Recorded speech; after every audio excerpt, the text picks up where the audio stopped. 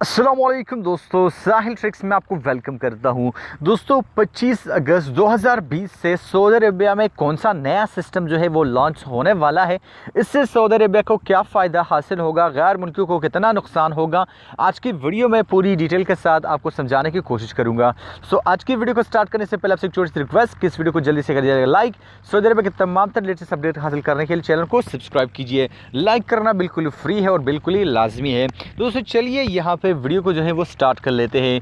दोस्तों बात करने वाले कि सऊदी अरेबिया में सऊदियों के नाम से गैर मुल्कियों के कारोबार के मुकम्मल खात्मे के लिए गाड़ियों, वर्कशॉप्स, पंचर की दुकानों पर सर्विस चार्जेस की अदायगी जो है वो एटीएम कार्ड के ज़रिए होगी। कोई भी कैश जो है वो एक्सेप्टेबल नहीं होगा।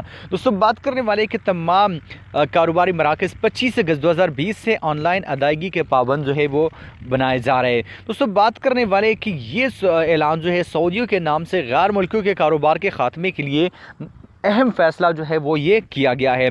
दोस्तों साथ साथ बात करने वाले कि गाड़ियों के इस्लाह और मरम्मत के वर्कशॉप्स और पंचर के दुकानों पर सर्विस चार्जेस के एटीएम कार्ड के ज़रिए ही जो है वो आप अदा कर पाएंगे।